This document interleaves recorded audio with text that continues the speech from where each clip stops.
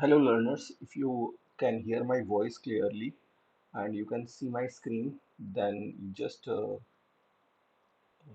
comment if it is visible, my screen is visible to you.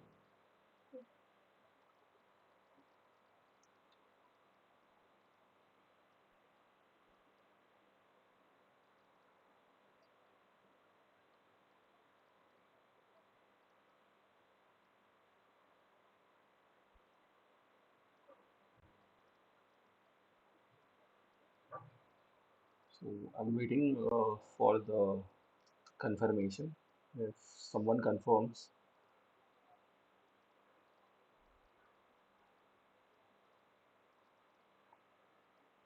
if someone confirms that my screen is visible, then I can start my session for today. So in today's session, I will be teaching you C instructions. So before going to teach you C instructions, I just want the confirmation because I'm not sure whether I am live or not. So if you can confirm me,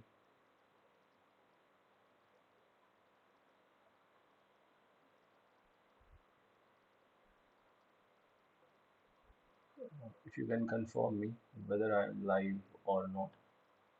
So please comment.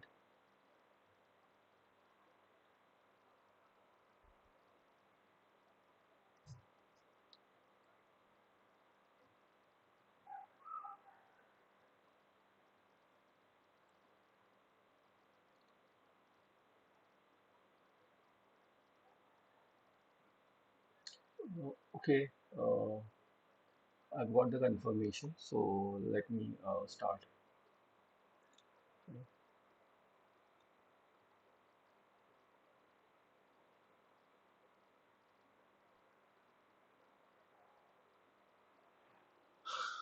So let me go for the previous class to explain you the things.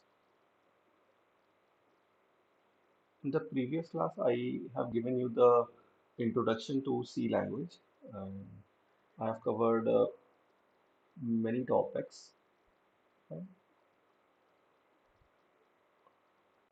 Okay, so I have given you the idea regarding what is a C language and how C language is developed and how it is used in our uh, software development course. Okay, and why you have to learn C language. Okay, then I have given the analogy of learning English and learning C language also. Okay. After that, I have given you the idea of constants or literals, variables, and keywords. Okay. Then I have given you the types of C constants, the idea behind types of C constants, primary constants, secondary constants. After that, I have shown you the rules for constructing integer constants. Then I have discussed the rule for constructing real constants.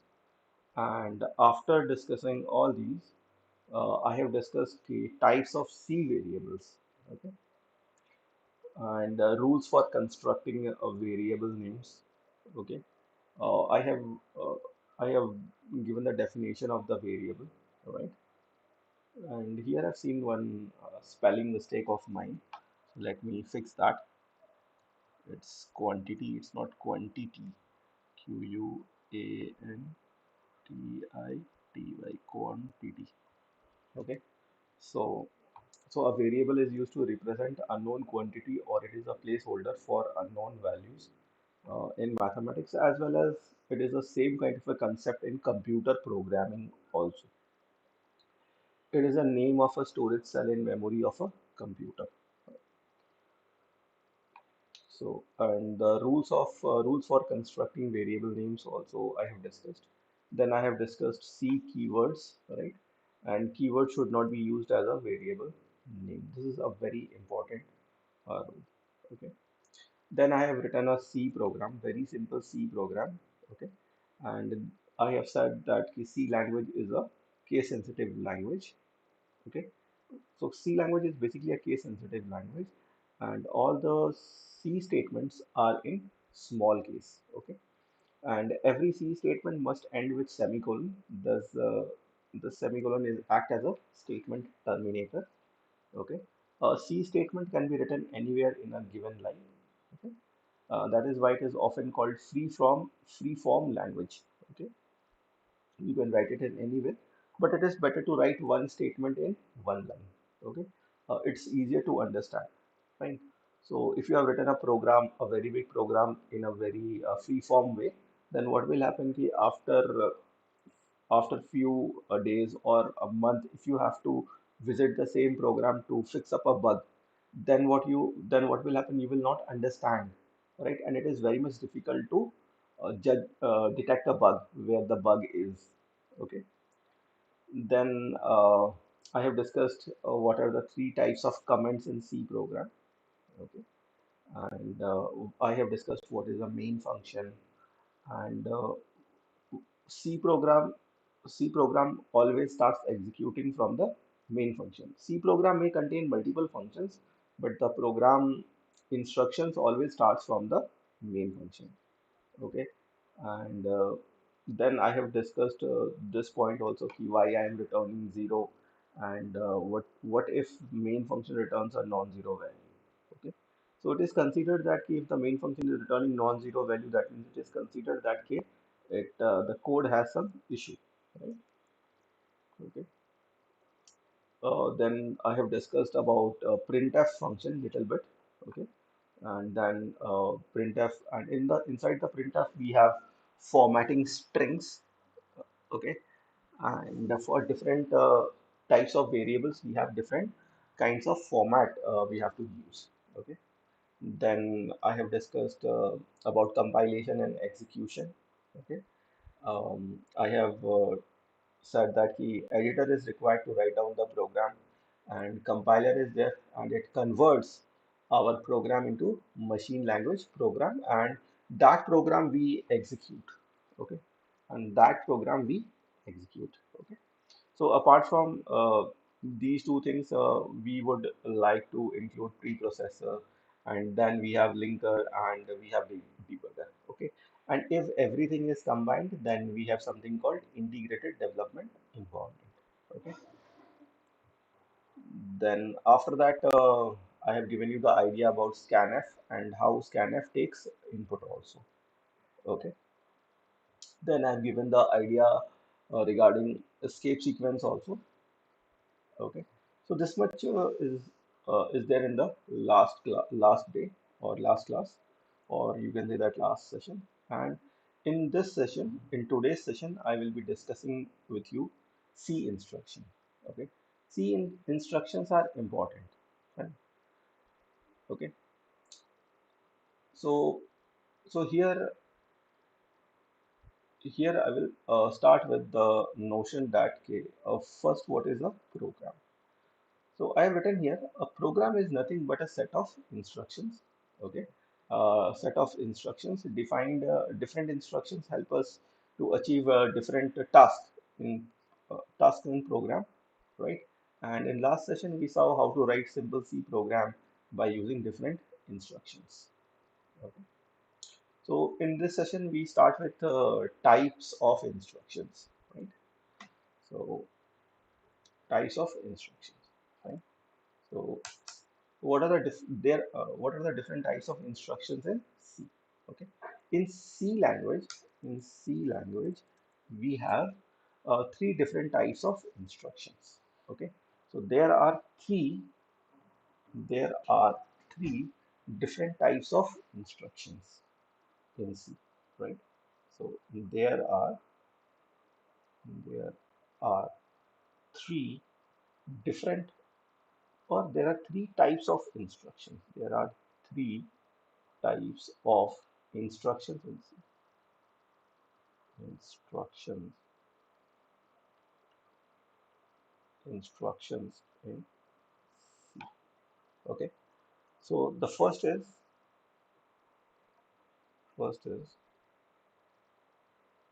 type declaration instruction.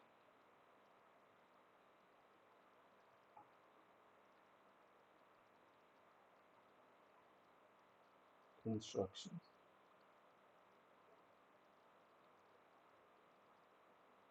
Instruction. Uh, there is another thing. One of my student, he is watching the video and he said to me, "Sir, when you upload the notes." So actually, I'm working for very long hours. I didn't got time to upload the notes. Uh, I think after the Wednesday's class, I will try to, or the Wednesday sessions, I will try to upload the notes.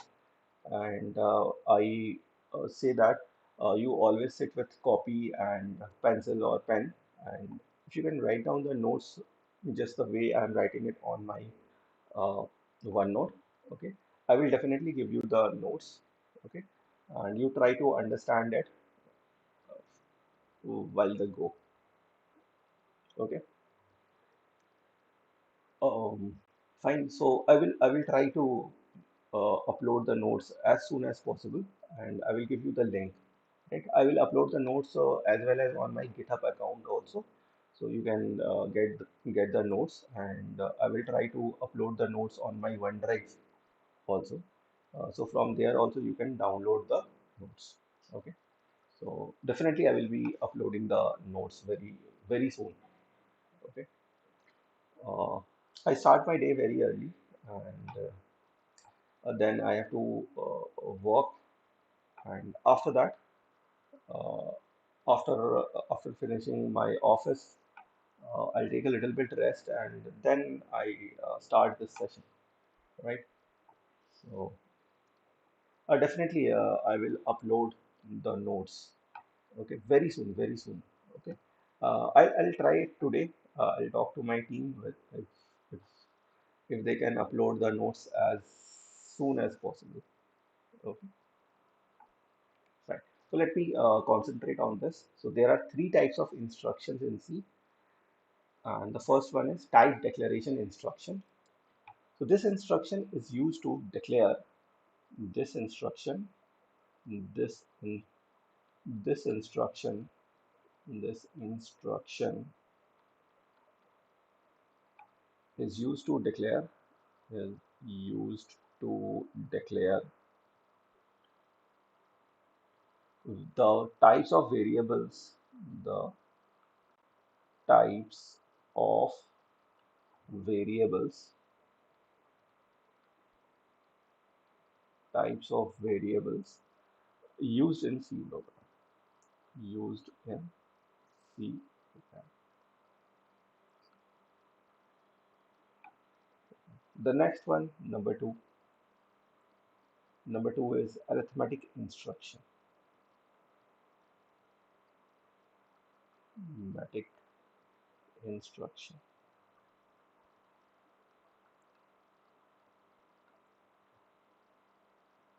Arithmetic instruction. So this instruction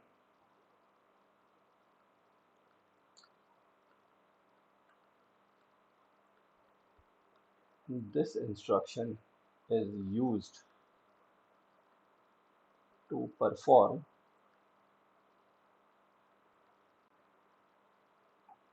arithmetic operations, arithmetic operations,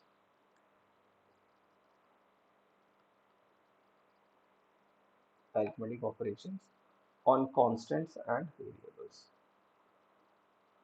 constants and variables.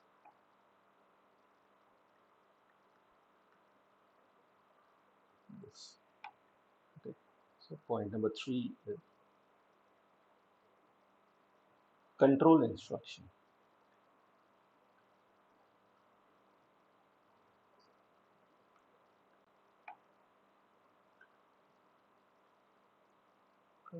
Control instruction. This instruction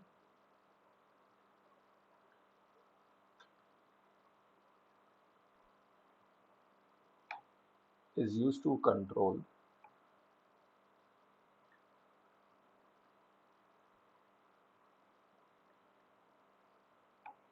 the sequence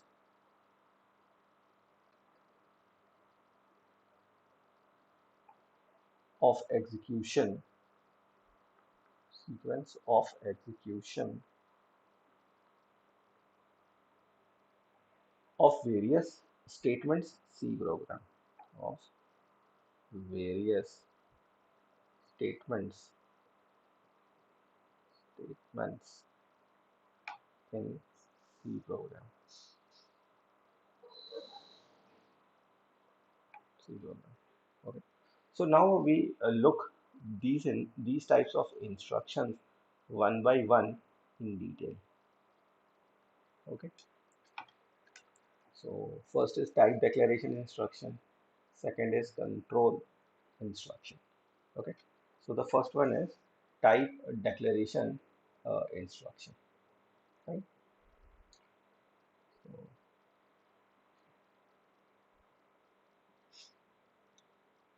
so this instruction is used to declare the type of variable being used in the program.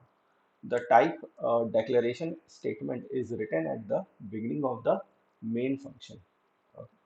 So example is, say for example, we write something like this: integer x, y, okay, float,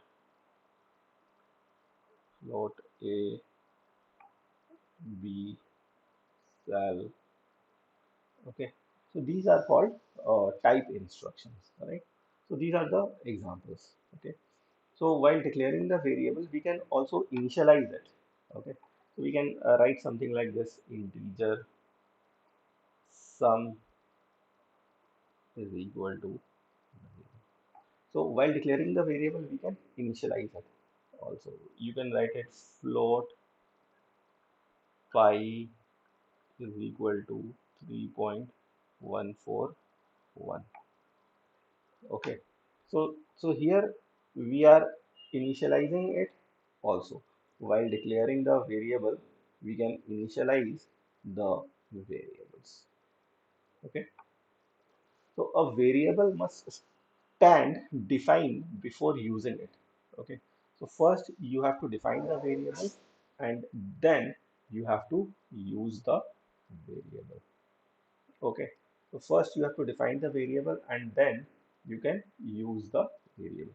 You can define the variable in this way also. Say you have defined integer a, b, c, d, e, and then you have defined a is equal to b is equal to c is equal to d is equal to e is equal to 0. So here all the variables are initialized as 0. Okay. So the next thing is arithmetic instruction. So,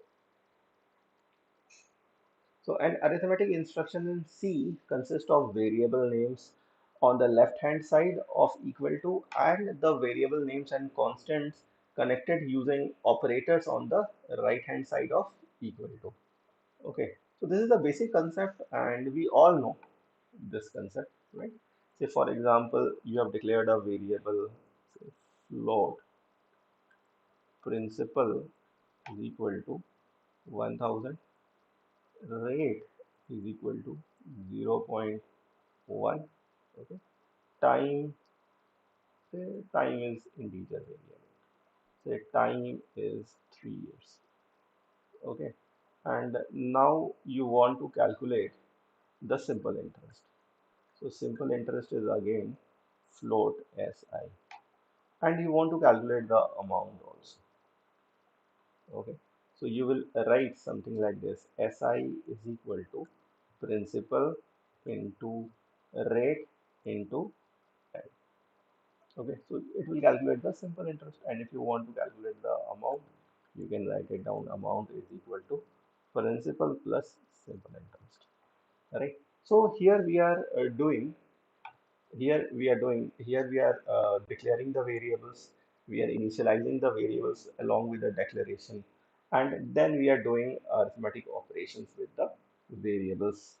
Okay, and here we are using the operators. Fine. So star, slash, minus, plus are the arithmetic operators, are the arithmetic operators. operators, right? So, and equal to is assignment operator. Assignment operator. Assignment operator. So equal to is an assignment operator, right? So,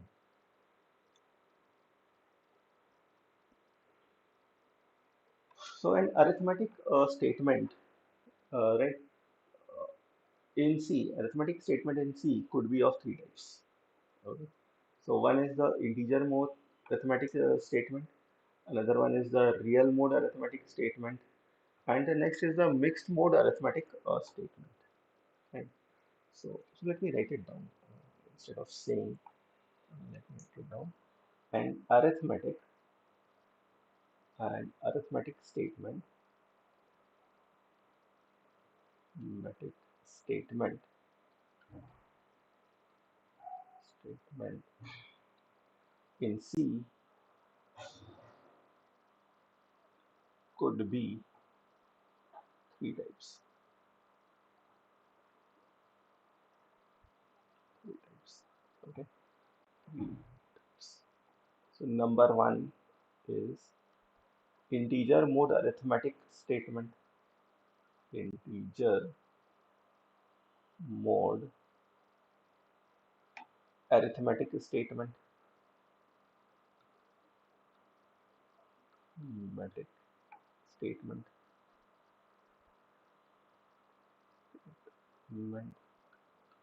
Okay. So it will be like this. Say example, for example,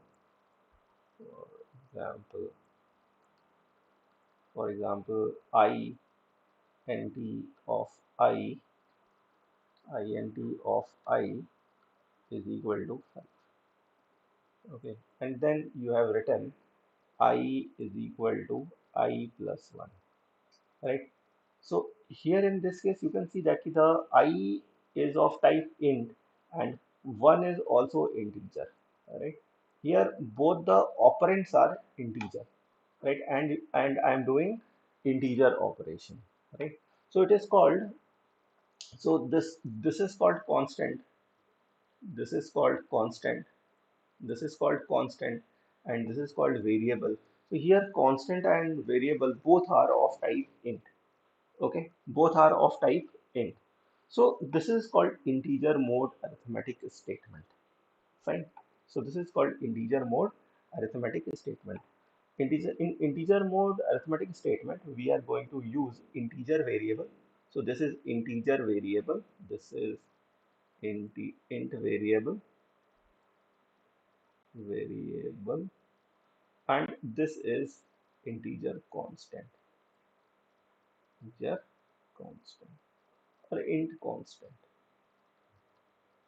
Okay. So this is called integer mode arithmetic statement. Fine. So now we talk about real mode arithmetic statement. Number two. Let me create a little bit more space to explain you all three one by one. Number two is real mode, real mode arithmetic statement. Arithmetic statement.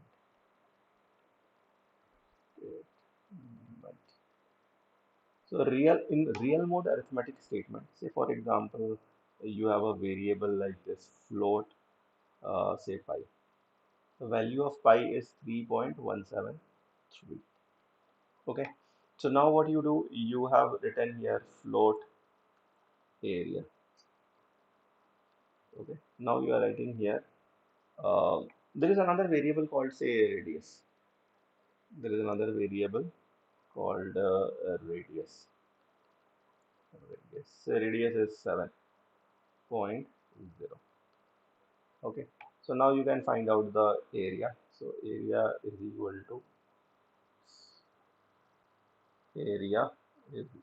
to say pi into the radius into radius. So in this way you can find out the area. Okay. So here pi into radius into radius. Okay. So here pi is float, radius is float, and the next radius is also float, and we are storing the calculation in the float type, right? So this is called a real mode arithmetic statement, right? So all the variables are of type real. This is real, this is real, and this is real.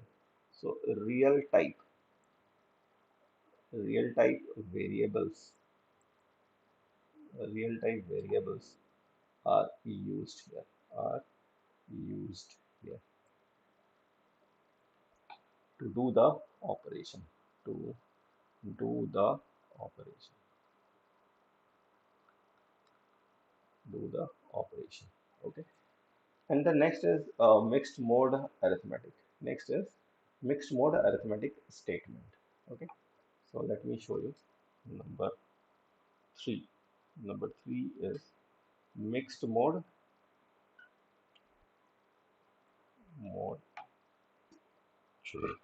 arithmetic statement. Arithmetic statement. Okay, say for example, uh, say mixed mode. Fine. So in mixed mode, we have something like this. Say, in a school, we have conducted an exam. So, so we have marks here, float, M1, M2, M3, right, and M4. Okay. And now I have to calculate the average marks. Or what we can say that, okay, these marks were given in integer form. The marks were given in integer form, but average of these marks may not be in integer, right? So what we can do here, we can write down the data type of the average as float. Okay? So float average.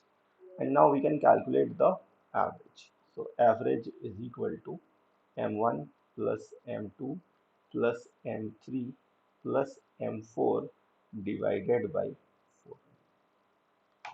Okay. So in this, so this is the mixed mode, right? So you can see that this is M1, M2, M3, M4. And here now I am, instead of 4, I am using 4.0.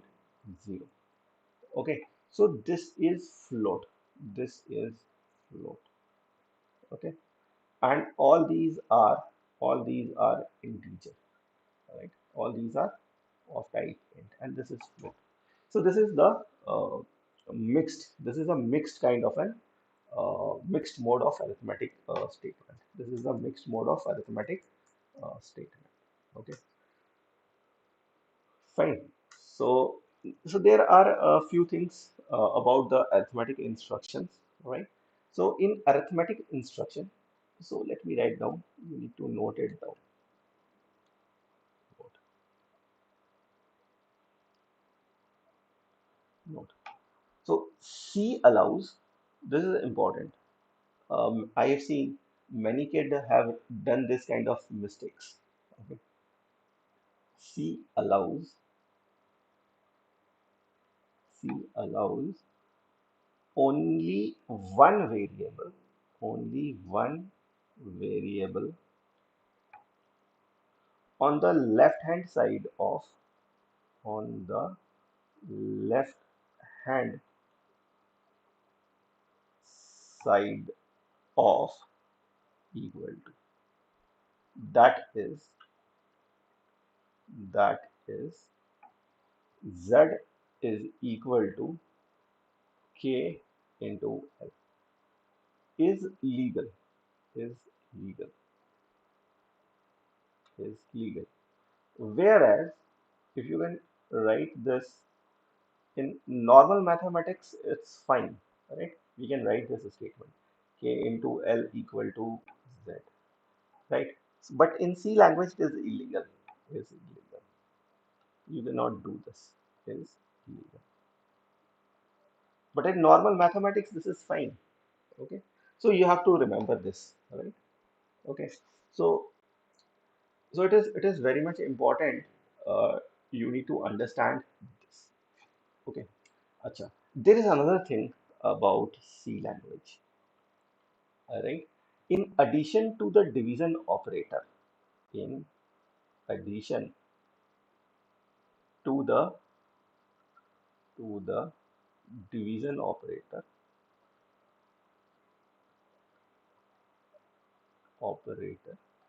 C also provides C also provides a modular division operator. A modular division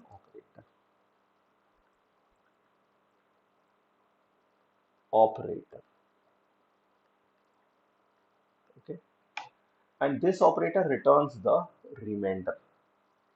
This operator, this operator returns the remainder, returns the remainder on on dividing, dividing dividing one integer,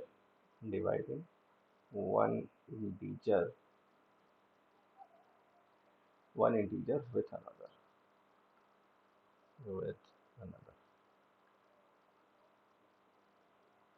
Does the expression, does the expression, does the expression, okay, 5 by 2 yields, yields 2, okay, whereas, whereas 5 modulus of 2 is yields 1.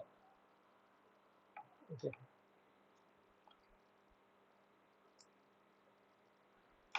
fine.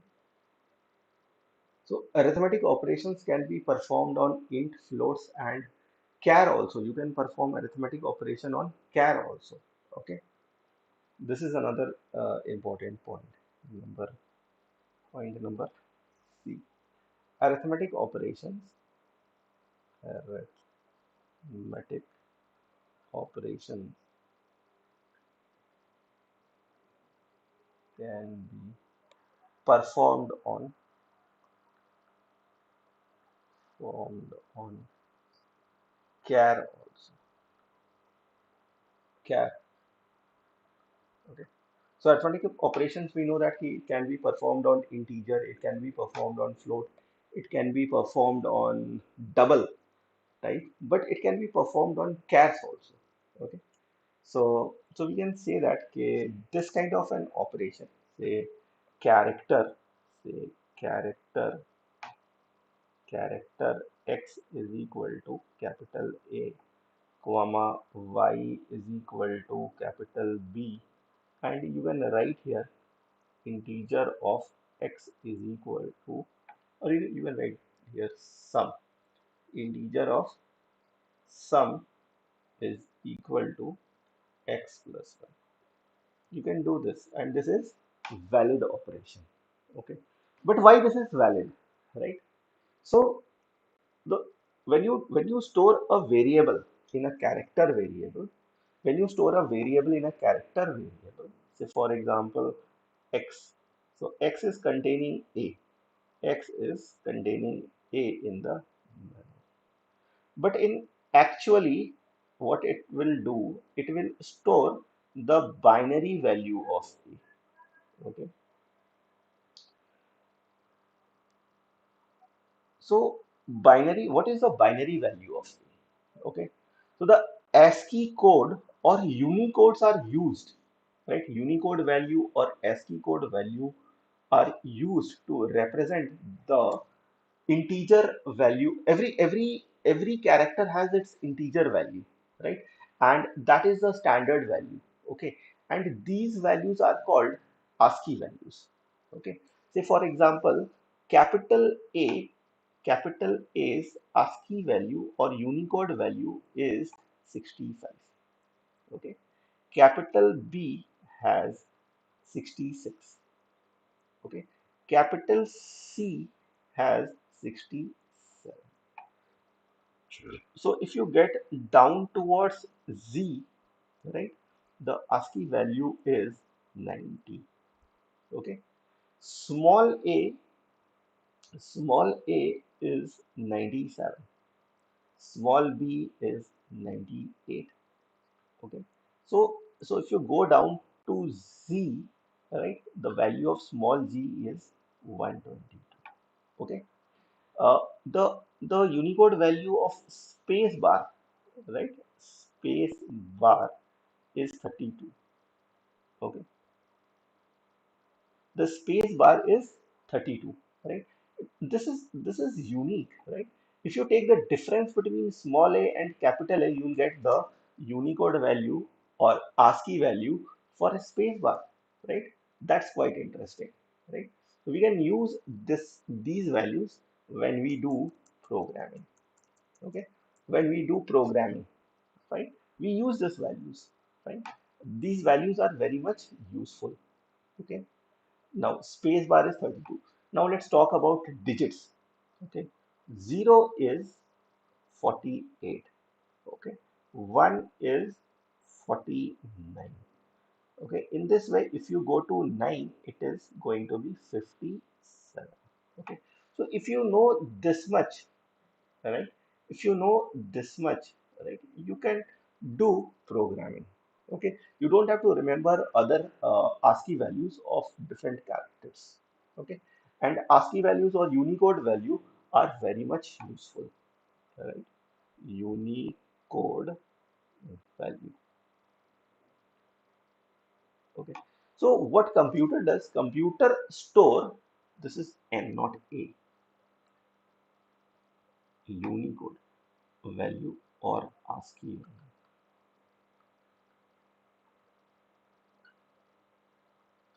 Okay, what computer does? Computer converts 65 into binary, right? So how to convert 65 into binary? Okay, there is a very easy process, right? You need to create some switches like this. Okay, so and you number the switches, right? So this is the first switch. This is the second switch.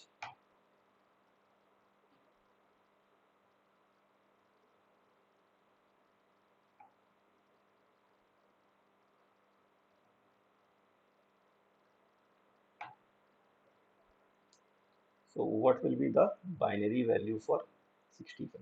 Okay, so this many switches are there. So if you switch on, let me draw it. So all these switches are there, right? In in binary we have in binary we have two values, 0 and 1, right? And everyone has seen this kind of a switch, this kind of a switch. In every digital instrument, this kind of a switch is available, right? If you look at your computer, right? If you look at your mobile phone, if you look at your TV, right? These switches are called basically on-off switch. Okay, and in technical language, this kind of switches is called toggle switch. Toggle switch, right? So toggle switch is used to represent one or zero. One press on, another press off. Okay, and if we want to make 65, right? So what we have to do, we have to switch on this switch, we have to switch on this switch, we get the value 65, right? We get the value 65 because 64 into 1 is 64 and 1 into 1 is 1. So 64 plus 1 is 65. So this is the binary combination of 65. Okay. So here in the memory, this combination is being stored 1, 0, 0, 0, 0, 0, and 1. This will be stored into the memory. right? So this value is equivalent to 65. Okay, so when you do this operation, sum is equal to x plus y, right? So 65 and 66 will be added, and in the sum you will get the result of that. So 65 plus 66 is how much? So 65 plus 66 is, I think, 131. Okay, so you will get 131 in sum. Fine. So this is how you can perform arithmetic operation using char values. Okay, you can perform arithmetic operations using char values, and the addition is performed on these decimal values. Okay, not on character themselves. Character themselves will not do anything. Okay, so these values 65, the 65 and the 66 will be used, right? And the calculation will be performed on these values, not on the character. Okay, fine. I hope everyone understood this concept. Okay, fine. Uh, there's another person, he's asking that, sir, if you can convert uh, another number in this way, another number in the binary format. Okay, let me show you how to convert it. He is asking for 79. Okay, so let me convert it for 79. 1, 2, 4, 8, 16, 32, 64, and 128. 1, 2, 4, 8, 16, 32, 64, and 128. Okay. So 128 is greater than 79, so I'm not going to use the switch. 64 is fine, right? 64 plus 32 is 96, so I'm not going to switch on this switch. 16 is 80, so I'm not going to switch on this switch. 64 plus 8 is 72, 76, 78, and 79. So this is the binary value of 79. Okay, you don't have to divide it with 2 and then reverse it. Okay, you can follow this method. It is the faster way of This is the faster way of converting any decimal value to binary value. Okay, so you can use this. Fine. Acha, there is another thing. Unicode value, Unicode value are Unicode value are 2-byte code. 2-byte code. Okay. So 2-byte means it contains 16 bits. 16 bits. Okay. So what do you mean by bits? Bits means switches. Switches, right? And the value of switches are on and off. Okay. So Unicode value is basically 16-bit code, 16 bits code, right? Or 2-byte code. But ASCII is actually 8-bit code, 8-bit code. Okay, or 1-byte code. Okay, Unicode Unicode supports more symbol than ASCII code. Okay, so ASCII code, ASCII code is inherited by the Unicode. ASCII code is inherited by the Unicode. Unicode has more symbols than ASCII code. Okay. With the help of Unicode, you can print the symbol of rupee also. It's actually the value is actually /U20B9. Fine. So let me start the code blocks. Let me give a try to print it. Sorry, double. Okay.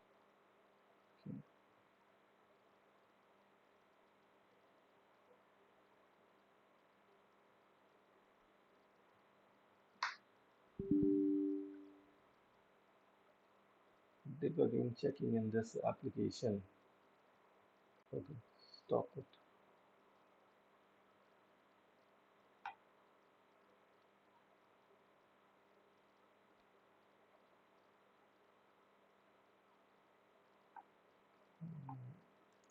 Let me try to start. code blocks app.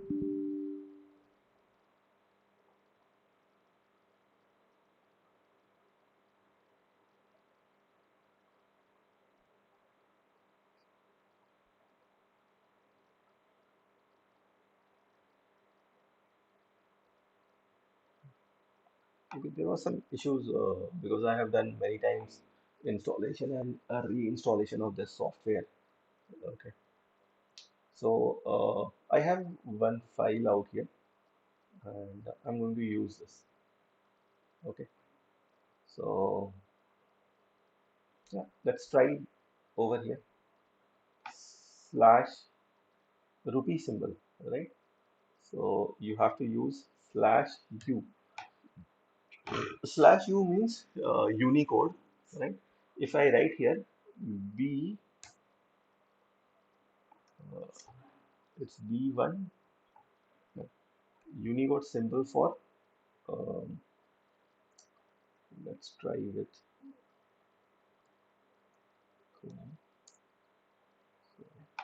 the Unicode symbol, Unicode, Unicode for rupee, for rupee symbol. So Unicode for rupee symbol is 20B9, right? The Unicode symbol for rupee is 20B9. So let's write it here 20B9. Let's see whether it's going to be printing this or not. Okay, let's save this and we can compile it also.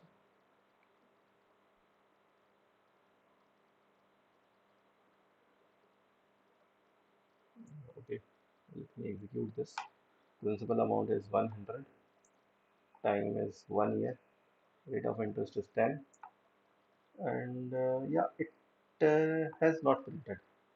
Okay, so I think it is not supporting in this terminal, but yeah, it supports. Unicode is supported by Unicode is mainly supported by Java, but C++ 64-bit also supports, but 32 will not support. Okay, so that is why it is printing this symbol 20B9 with this symbol. Okay, so slash u 20 b20 b 20b9 20b9. It will be the four symbols. Let me save it and let me execute it once again. Let's click on this one. So principal amount is 100, time is 1, and rate of interest is 10. No, it hasn't printed. Let me try with capital B slash U20B9. Capital B9. Let me see, because C is a case sensitive language. Maybe some. No, it's printing the same thing. That means it will not print. Okay. So this is the basically Unicode symbol. Slash U20 B9 is the Unicode symbol. Right?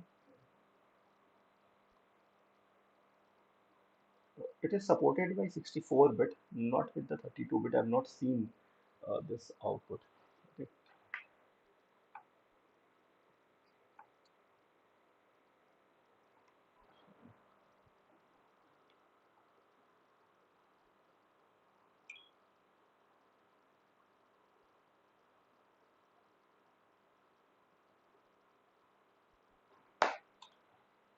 Okay. So I hope this much of idea is clear. Right? So let me come to this point. Integer and float conversion. Okay. Integer and float conversion. Right?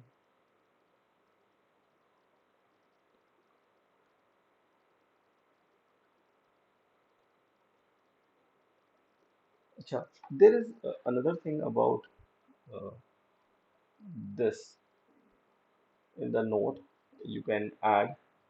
There's another thing.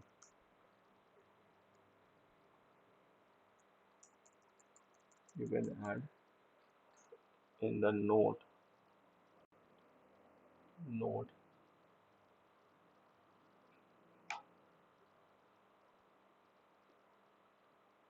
There is no operator. There is no operator for the exponential operations. Exponential operations. Operation in C language. Okay. So here, pow function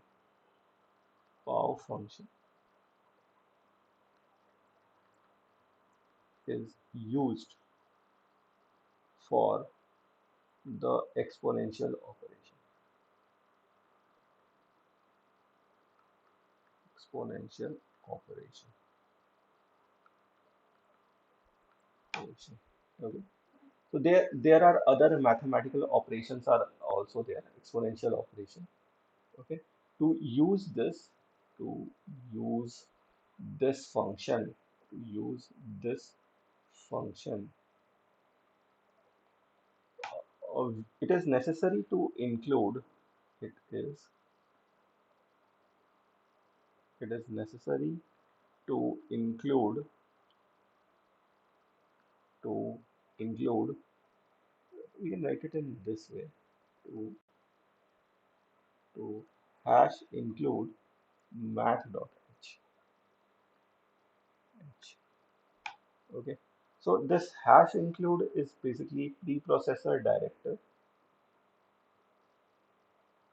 Processor. Okay. Preprocessor directive.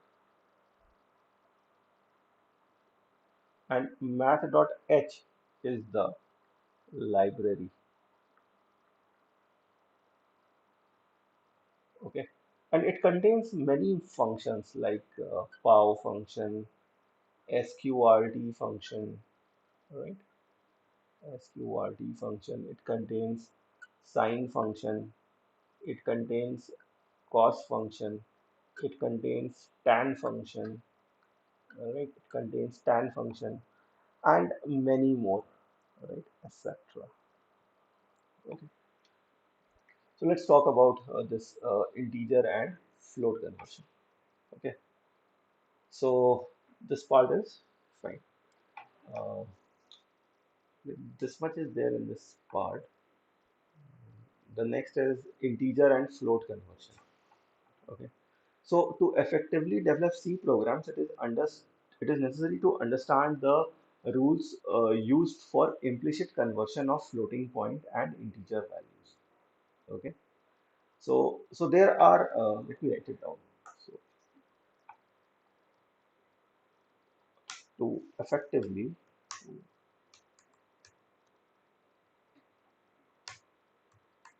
effectively develop, to effectively develop C programs, it is necessary to understand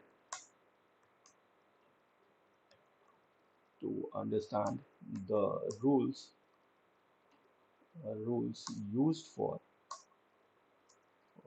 implicit conversion conversion of floating points, floating point and integer values, integer values. Okay. So, so these rules are these these are these are mentioned below. Mentioned below. Okay. So the first rule is the first rule is the first rule is an arithmetic operation,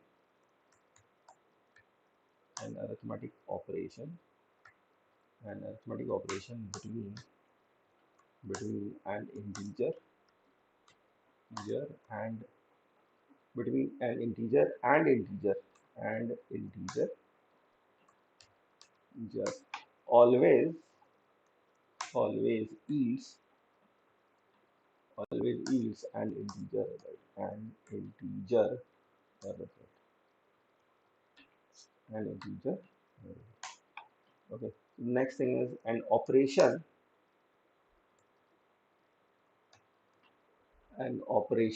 between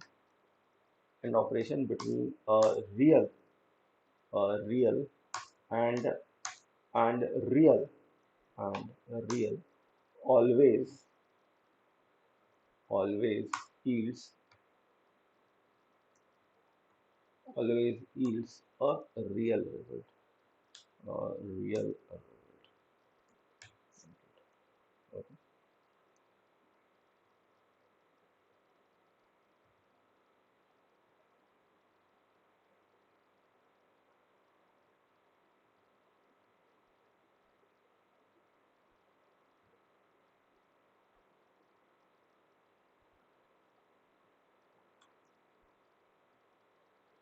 So an arithmetic operation between an integer and integer always yields an integer result. An operation between real and real always yields a real result. Okay. So let's talk about mixed. So an operation between an integer and real always yield yields a real result. A real result. So in this operation, the integer is promoted to a first promoted to to a real to a real, and then the operation is performed. Hence the hence the result is real.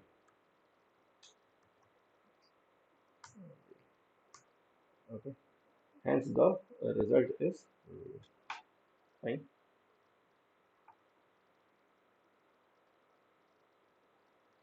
So here I have taken a picture from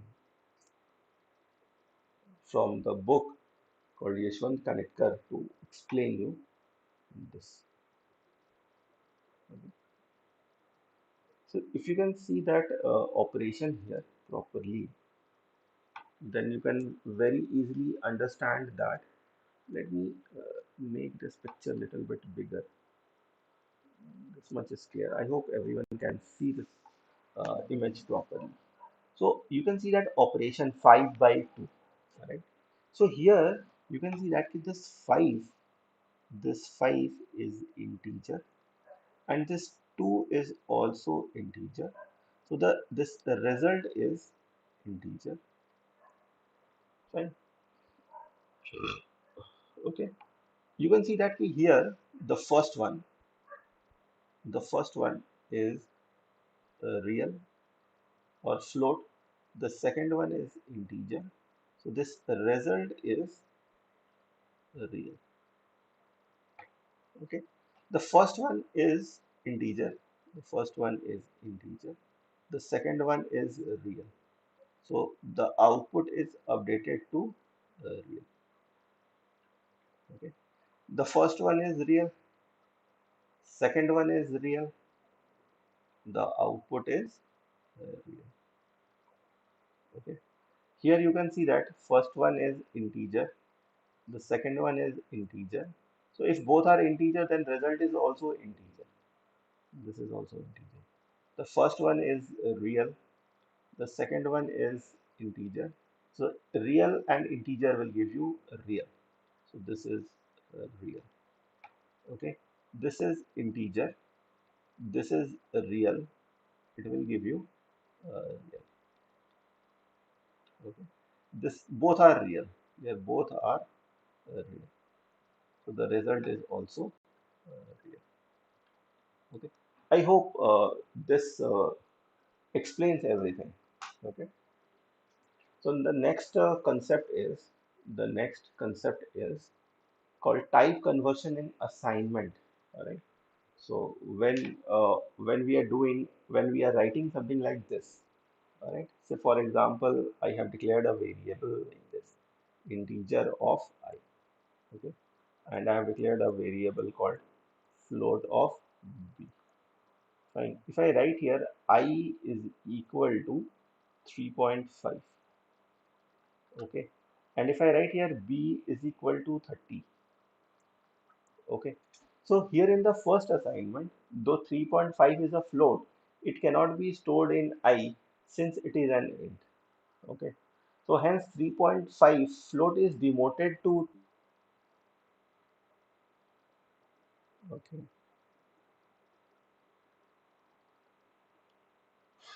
then it is stored in I.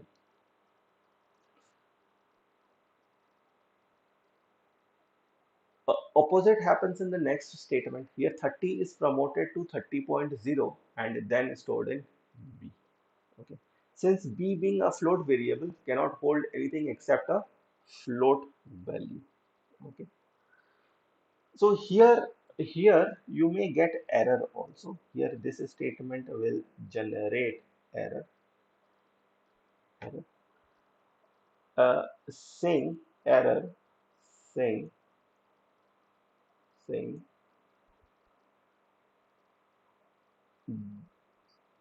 data data lossy data conversion, something like lossy data conversion. It will generate something like, okay.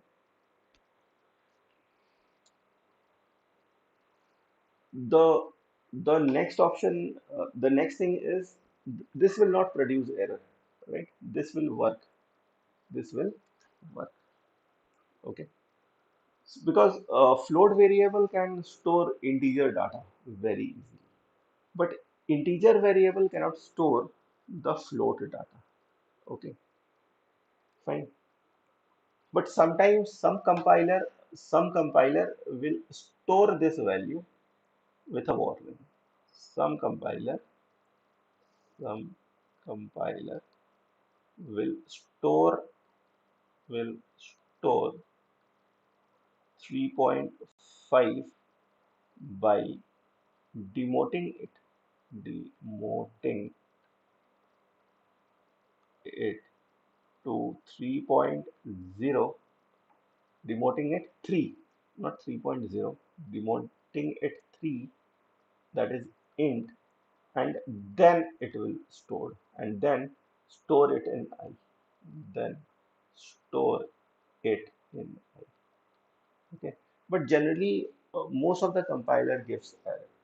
Okay, it's error, or some compiler gives view warning. Right? Some compiler will store it by like this and then they give warning, warning, data loss, data loss. Okay, they give warning. Fine.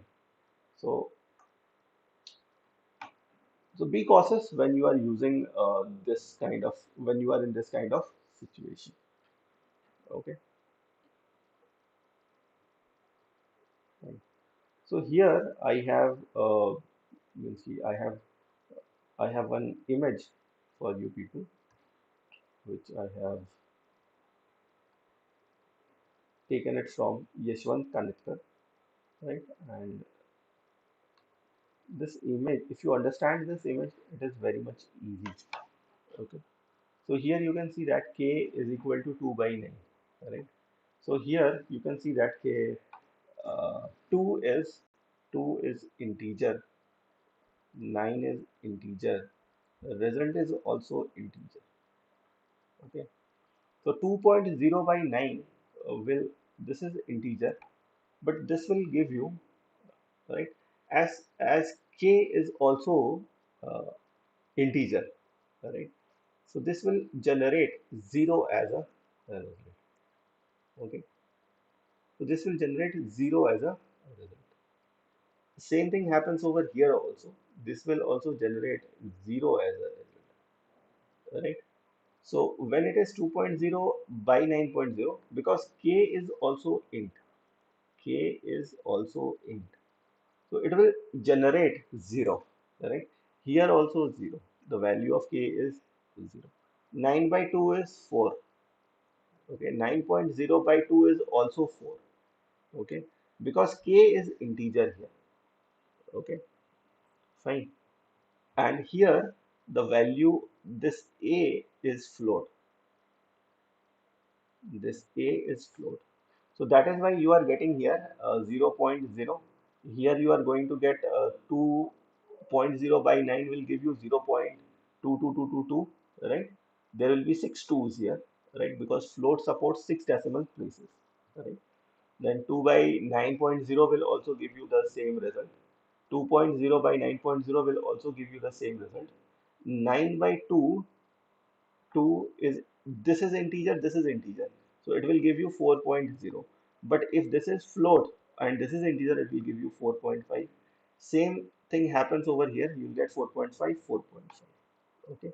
So these operations are very much important and the data type is also very much important. Okay. So what kind of variable you are using is very much important. Okay. So if you go through the Yashwant Kanetkar book, you can very easily understand. In that book, they have given you the explanation of all these. Okay, the one which I've said with my mouth, same thing is written out there. Okay, so here you can see that the the k is int, right? The k is int. So everything needs to be converted into integer, right? And here we are not doing forceful conversion. Okay, that is called explicit conversion. We will learn explicit conversion later in another chapter. Okay, fine. So now we talk about hierarchy of operations. Okay, so while evaluating what is hierarchy of operations, right? So while evaluating arithmetic statement, right? Some issues may cause up. Okay. For example, does the expression 2 into x, does the expression 2 into x minus 3 into y, okay, correspond to 3 into y, correspond to 2x minus 3y, okay, or or 2 common x minus 3y, okay. This kind of question and confusion are there, okay. So similarly, if someone has written A divided by B multiplied by C, right? Which operation will perform first, right? A by B, A by B into C will perform first, right? It is like this, or it is like this, A by B into C, right? So there were many questions are there in our. To answer this question satisfactorily, one has to understand the hierarchy of operation. The priority or precedence in which the operations are performed is called the hierarchy of operation. Okay. So, so we need to understand the hierarchy, which operations are going to be performed first and which operations are going to be performed second and which operations are going to be performed third. Okay, so let me write down the priority of precedence, right? The priority, the priority or precedence, precedence in which, in which operations are performed, operations are performed, are performed are performed is called hierarchy of operations. Hierarchy of operations.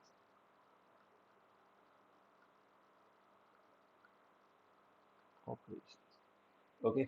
So this multiplication, division, and the modular division, if these operators are present, then their operations will be performed first. After that, addition and subtraction, and after that, assignment operation. Okay. I hope you people understood this, right? So within parenthesis, the same hierarchy, within parenthesis, same hierarchy as mentioned in this figure. Okay. Also, if there are more than one set of parentheses, the operation within the innermost parenthesis would be performed first, followed by the operations within the second innermost pair, and so on. Okay. So you can determine, right? You can determine with this example. Okay. So which operations is going to be performed first? Fine. So determine the here hierarchy is determined, right? So first 2 into 3. First this operation is performed.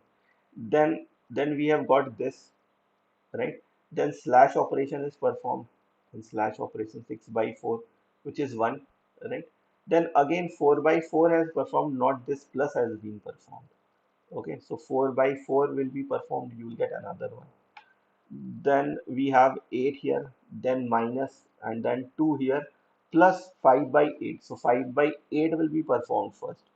Fine, so you have seen this, right? So this has performed. So you have got 0 here. 5 by 8 is 0 point something. So 0 here because we are doing integer calculation. Then we need to perform the plus operation. 1 plus 1 is 2. Then again we need to perform this 2 plus 8 is 10. Then again we have to perform minus 10 minus 2 is 8, plus then plus operator will be used. 8 plus 0, the answer is 8. Okay. So this is the hierarchy of operation. Right.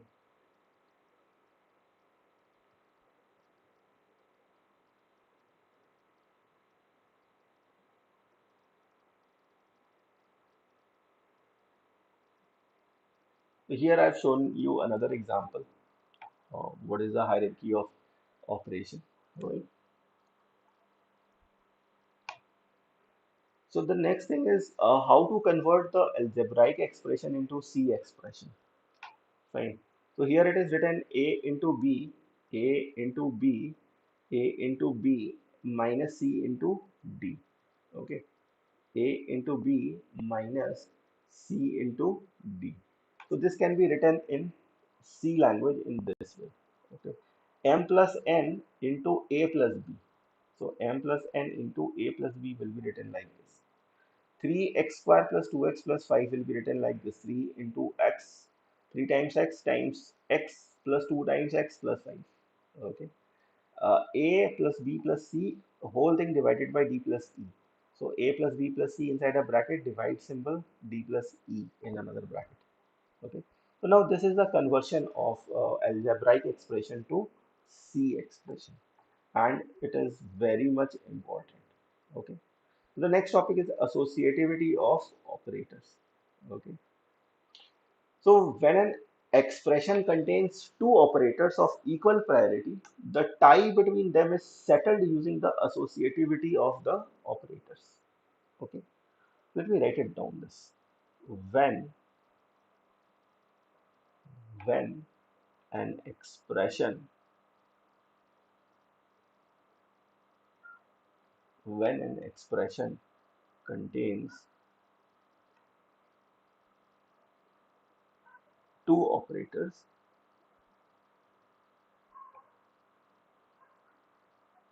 when an expression contains two operators of equal priority,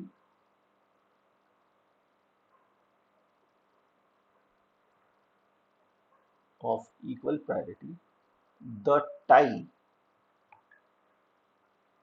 the tie between them the tie between them, the tie between them is settled, is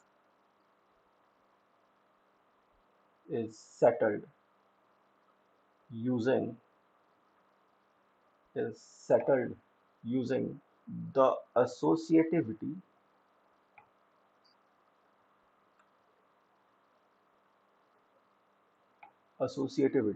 of the operators of the operators all the operators in C, all the operators in C either have left either have either have either have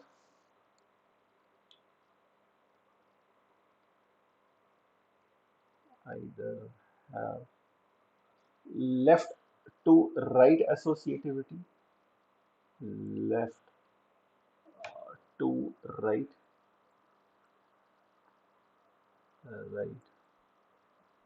associativity, or right to left associativity,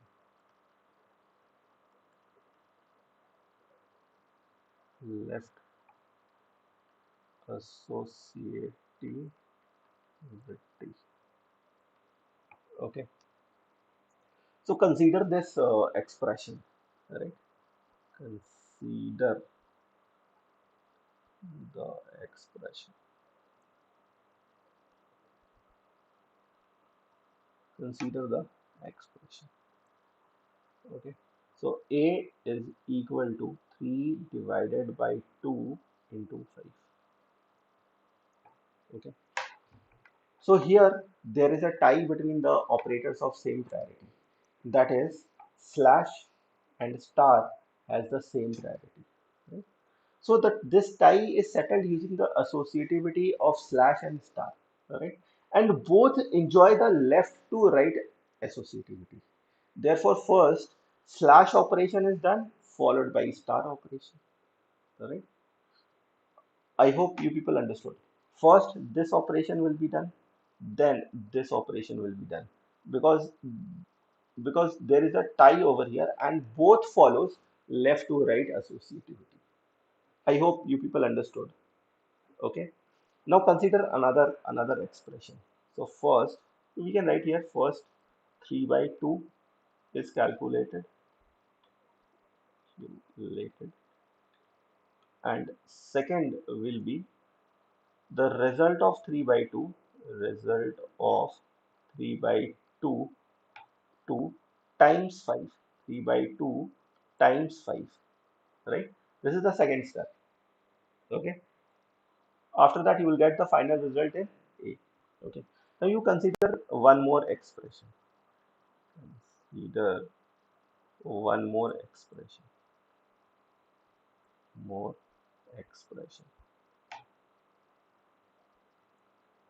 expression. So here we have A equal to B equal to 5. Fine. Then you can say that what will be this.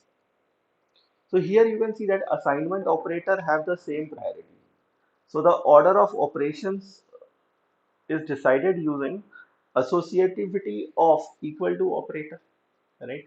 And equal to associates from right to left, right? Therefore, second equal to is performed earlier than the first equal to. Okay. So the associativity of equal to operator is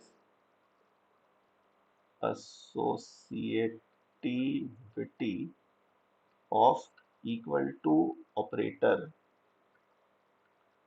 is right to left, is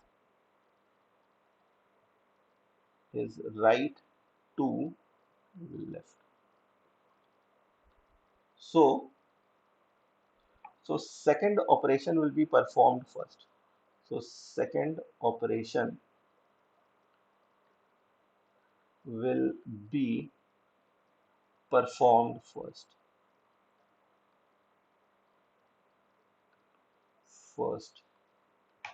Fine. Okay. So I hope you people have understood this much. Okay. So let's consider another expression. Consider consider another expression.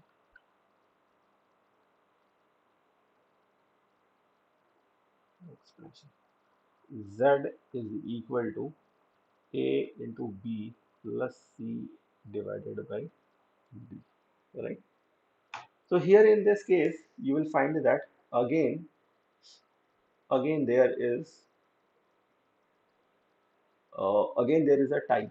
Again there is a tie between the expression. Right. Again there is a tie. Right. So here star and this slash, right, enjoys the same priority, same associativity. They have the same priority and same associativity. Okay. And compiler is free to perform the first star operation or slash operation as per its convenience, right? Since no matter which is performed earlier, the result would be same. Okay. So here either compiler can perform this one or this one, right? But the result is going to be same. Okay. So it depends upon totally a compiler which operation is going to be performed first, either A into B first or C into D first. Okay, because there is a tie here and they have the same kind of an associativity. Okay, if there is a tie, then associativity is checked, and if there is a tie in the associativity, then compiler is free to perform anyone because result would be the same. Okay, so I hope this idea is also clear. Okay, so next is control instruction, right? So control instruction is very much important, right? And control instruction control the order in which instruction in a program gets executed. In other words, the control instruction determine the flow of control in a program. Okay, and there are four types of control instruction in C language. One is the sequence control instruction, another one is selection or decision control instruction, another one is repetition or loop control instruction, and the fourth one is case control instruction. Okay, so let me write it down. Just give me a minute, I'll take some water.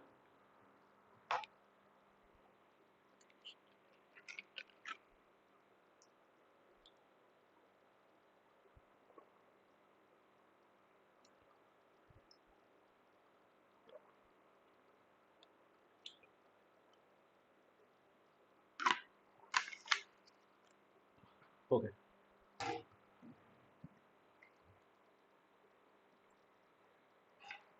so control instructions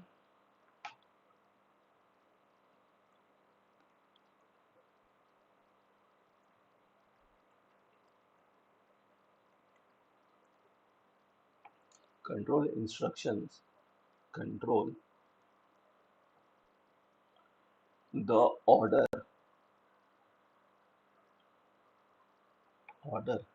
in which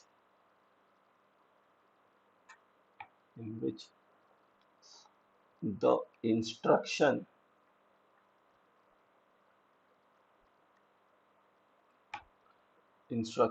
in a program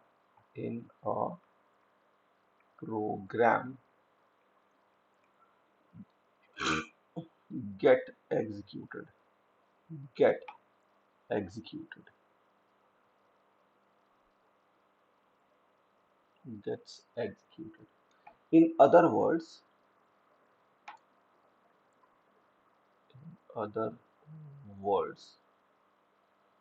the control instruction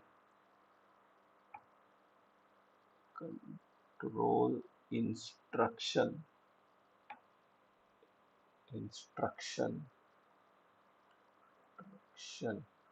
determines determines the flow of control. the flow of control, the flow of control in a program, in a program, okay, in a program. There are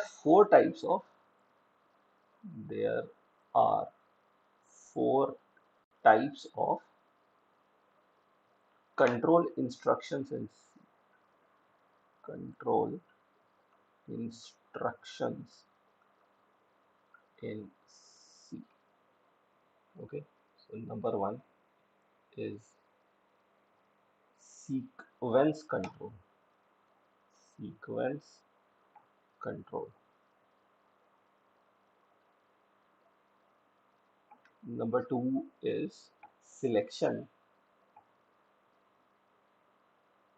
Selection or decision control instruction.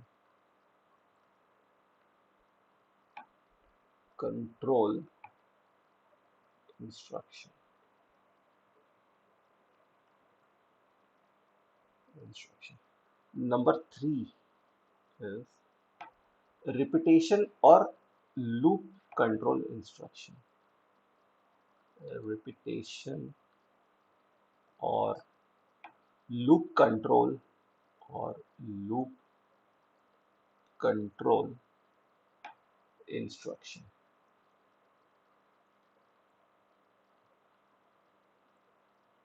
Instruction. Number four is case control instruction.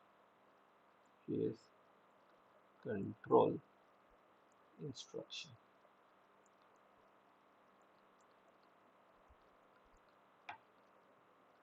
Instruction.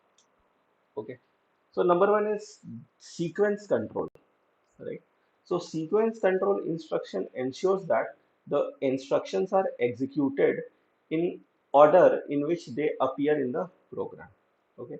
Decision and case control instruction allow the computer to take a decision as to which instruction is to be executed next. And the loop in control instruction helps execute a group of statements repeatedly.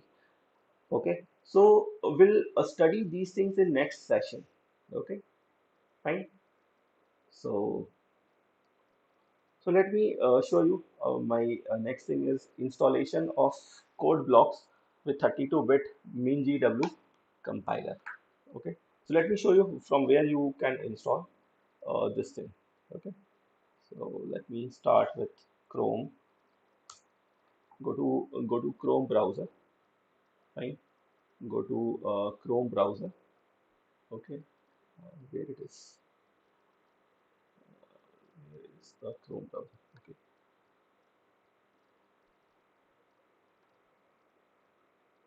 this is the Chrome browser, and you just type code blocks. Code blocks. So you go to the codeblocks.org. Fine. You click on downloads. Right. Click on download the binary release. Okay, and then you simply go to then you people simply go to and click on this link, right? Code blocks 20.03 MinGW 32-bit setup.exe if you are using Windows platform. Okay, fine. And then you click on any of the download server, SourceForge or FossHub, anyone. Okay, so let me click on sourceforge.net, right? And it will download the file. Okay, and you can click the download the latest version, that is code blocks 20.03 MinGW setup exe, right? When you get the setup, right, I have already downloaded it, or, or when you get the setup, when you click on this, it will be downloaded on your computer uh, very easily, right? It will take a very less amount of time depending upon your internet speed. Okay, so it will be downloaded. It is there in my download folder, I think. Code blocks. I have already downloaded it, right? And when I click on that, when your downloads get completed, you go to the download folder, right? And you can install. You can start the installer, right? You can start the installer, okay? And you click on yes, fine. And it will ask you this thing. You click on next, right? You click on I agree, right? And you just keep on clicking next and just come to the install option. I am not going to install it in my computer because it is already installed. Fine. And then you click on install, it will get installed in your computer, right? So if I click on install first, it will uninstall the existing file. It will take time, okay? And then it gets installed in your computer. Fine. So I hope everyone has understood this. So now there is another thing. Let me talk about this. There is another thing called graphics dot h header file. Okay. So what you need to do, you need to install the graphics dot h header file. Okay. So I will give you the link how to means where to install the graphics dot h header file. Fine.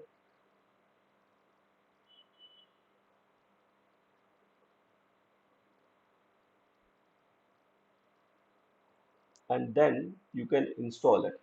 Or let me perform a search in Google to get down the graphics.h header file, and I can show you the how to do it.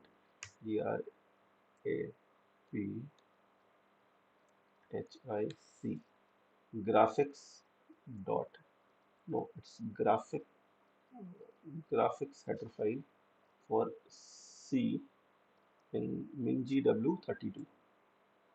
In GW32. 64-bit is not stable right now. So that is why I'm not saying that you to download it. You just click on the first link, right? And you can get the download. It's here only.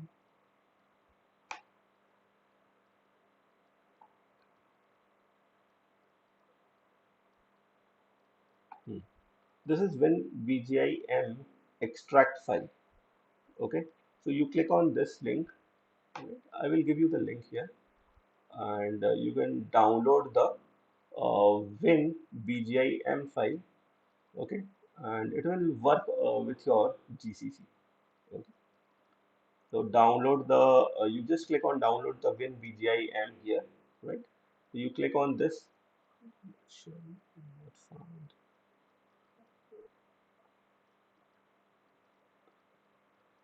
What happened? Actually, not found. Not found.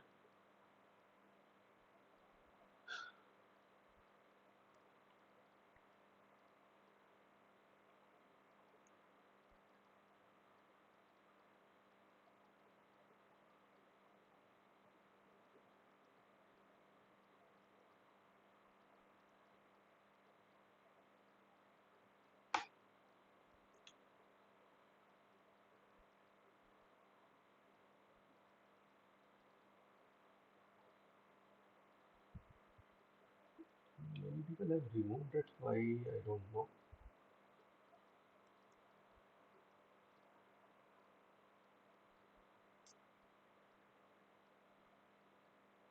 Don't worry. I will give you the file.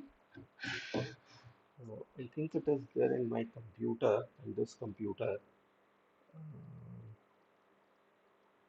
I have installed it. Export.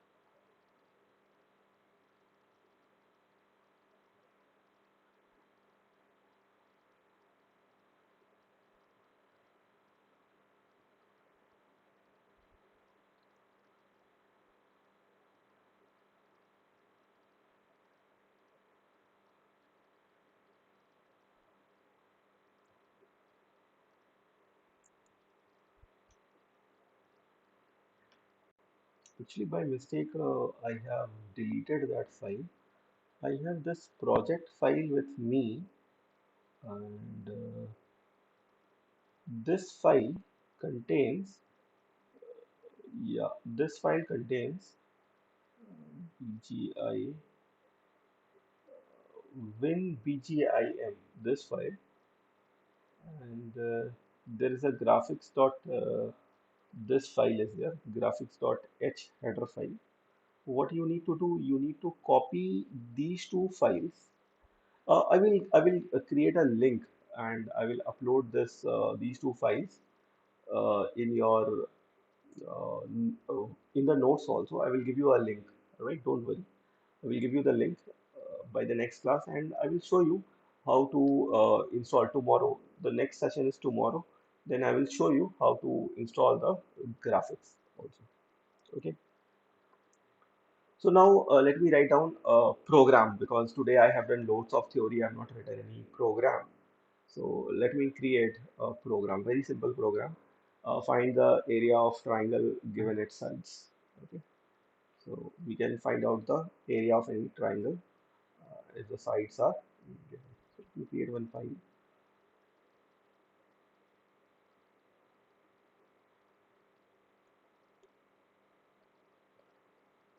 So we can keep it C++, but we can write down C program into it. No problem. So let me click this place and let me write down my second program. So let me go up and I will create a folder here. Okay. And today is 2, 2, 2, 2, sorry, 2, 3, 2, 3, 2, 0, 2, 2. Right. Then this is another program, area of triangle. Triangle. Area of triangle, and we click on finish. So this is our startup code, which we have fixed it in the last class. And this is hash include. I have to use stdio dot h, okay, to use the printf and the scanf. All right. So let's declare the variables here. Float a, b, c. These three are the sides. Then I need a semi perimeter and I need a area. Okay. And then I will write here printf, enter, enter three sides of a triangle, of a triangle, GLE, of a triangle, and then I will write here scanf, and I will take the input. Okay. So three float variables are there. So I will take percentage f, percentage f, and percentage f. Okay. Then we'll write here ampersand of a, comma ampersand of b, comma ampersand of c. Okay. So we take the input by using the scanf statement. Now what we will do, we will find out the semi perimeter, which is SP is equal to, right, A plus B plus C divided by 2. Okay. So we got the semi perimeter. Now we calculate the area. So area is equal to, okay, we'll write here SQRT, square root of, area is equal to square root of semi perimeter, semi perimeter multiply by semi perimeter minus a. Okay, semi perimeter minus a multiply by, semi perimeter minus b multiply by semi perimeter minus c, semi perimeter minus c. So we have got the area, and we'll put this semicolon. Okay. And for SQRT, we have to include a header file, another header file. We'll write hash include, and we write here math.h. Okay. So I'm leaving one line just to look my code clean, and then I will write here printf area of triangle, area of triangle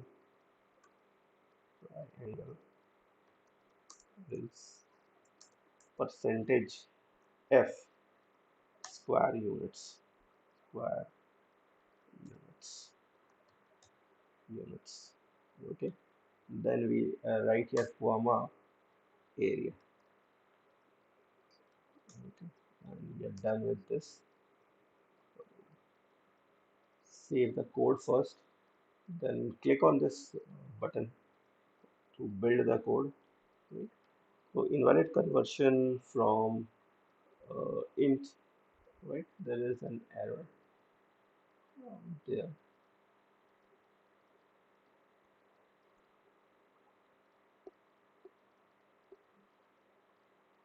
Okay, I have, instead of double quotes, I have given this single quote. That is why the error is there.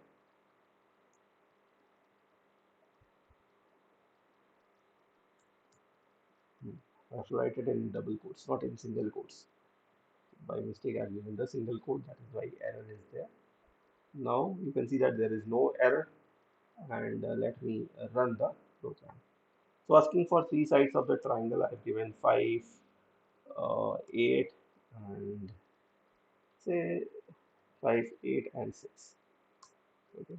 So the area of triangle is 14.981238 square units. Okay. So this is a program, right? Very simple program which calculates the area of the triangle. Okay.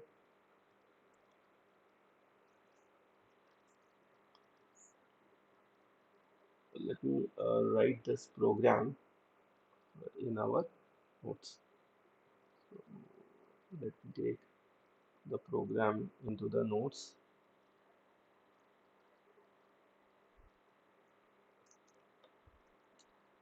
Okay. So let me take another question. All right. The another question is if a five digit digit number is input through keyboard is input through keyboard through the keyboard, then write a program write a program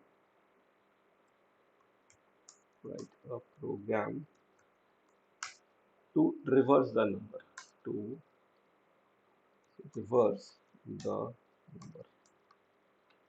Okay. So today I'm going to write down this code with a very lame idea, and I will show you how to write this kind of a program very smartly. Okay. So program. So here I have not included a comment here. The comment is this,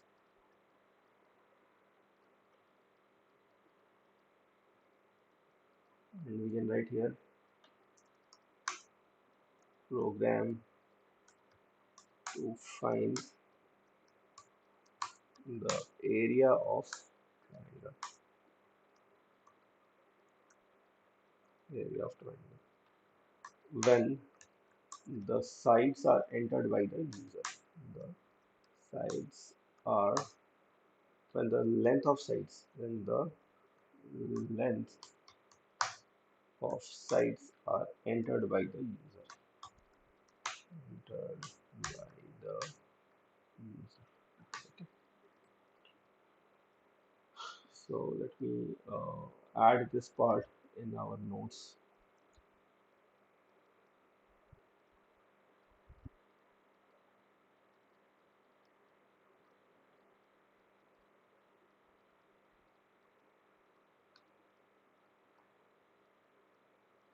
Okay. Let me write down this also on the computer.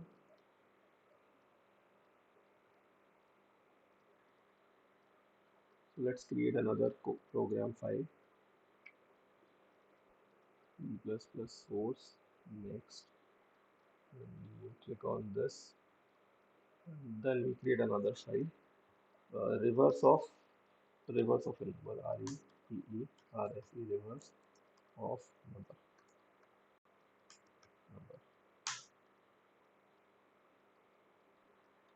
Uh,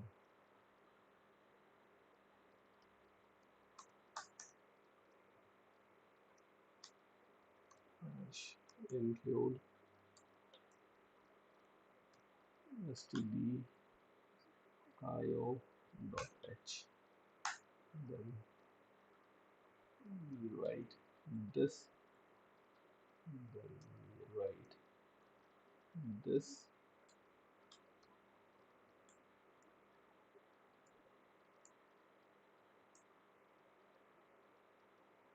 And then here we write down the question. Okay.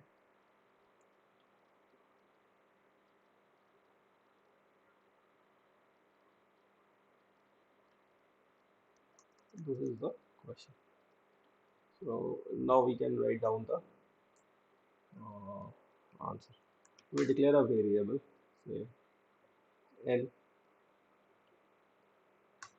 and we need to store the digits here. So you can write here D1, D2, D3, D4, and D5. Okay. So now what you do here, you'll write here. So I need to reverse the number. Oh, okay. I'll do that.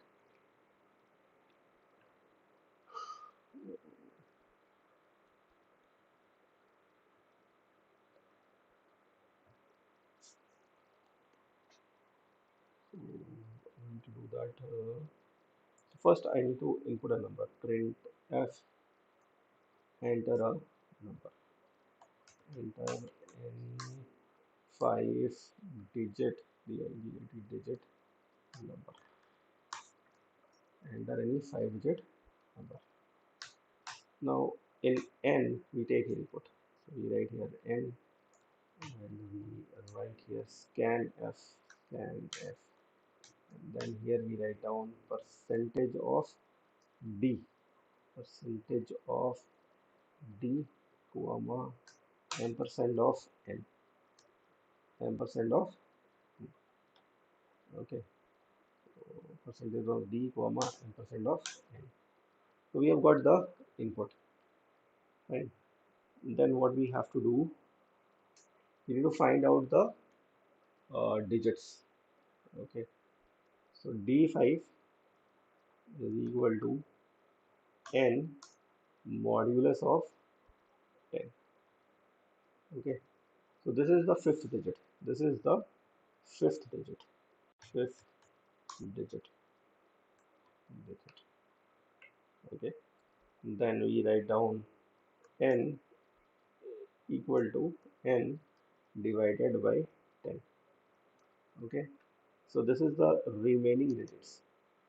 Remaining digit. Okay, then we repeat this statement. Okay,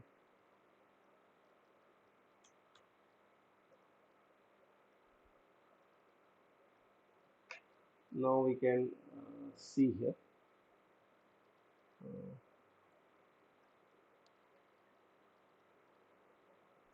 So here we write here instead of fifth, fourth digit,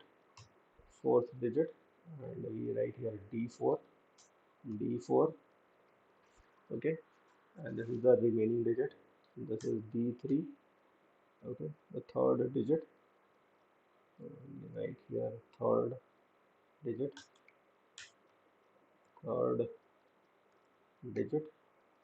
then this is the remaining digit.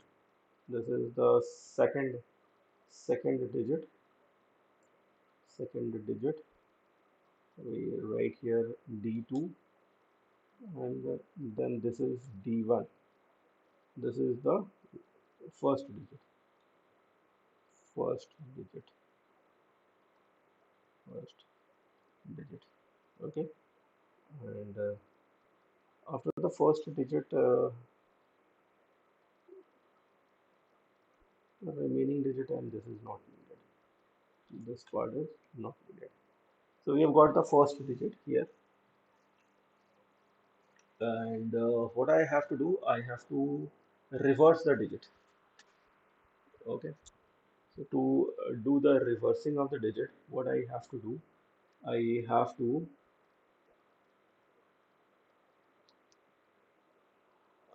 to write here reverse. No, reverse the digits. So I need to declare another variable here. Integer rev r e v rev num, and let's make this variable as long int, so that it can hold the larger value. So we'll write here rev,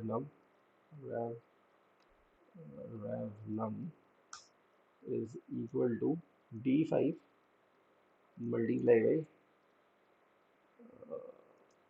1 2 3 4 5, okay, plus d4 multiplied by 1 2 3 4, okay, then d4 d3 multiplied by 1 0 0 plus d2 d2 multiplied by 10, and we'll write here d1.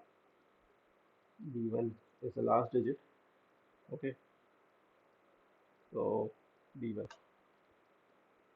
Now we print the print f. We write the reverse of the number is the reverse of the number is percentage of LD, right? LD is for a long number. Okay. Then I will change the line, and then I will write here the variable name rev num.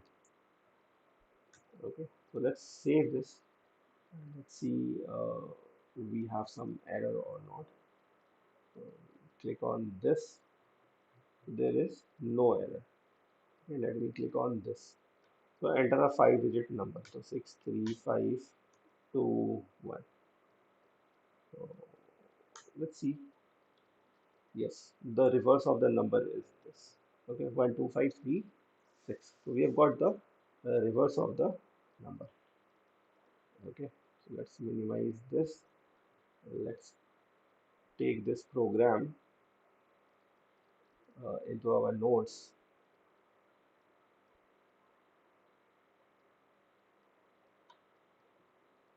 Okay, and we can take this output in our notes also. So let me take this output. This is the copy of the output, and let me paste it over here. So this is the output. Okay, so I hope you people understood how I have solved this problem. Okay, but this is not the right way of writing down the program, but if you write it in this way, you will get acquainted with the C language. Okay, how to solve problem in C language. Okay, so let me give you some homework question. All right, there is one homework question, is that okay, in the current currency system, right? Let me give you the homework question. Okay, homework homework question. The homework question is, consider a currency system. Sorry, currency system Consider a currency system in which there are there are notes of notes of say, notes of how many denominations are there? 2000, 500, 200, 100, 50, 50, 20, 10, 50, 20, 10, 5, 2, and 1. Okay, that means 10. So there are notes of 10 denominations. 10 denominations. Okay, namely, namely, namely.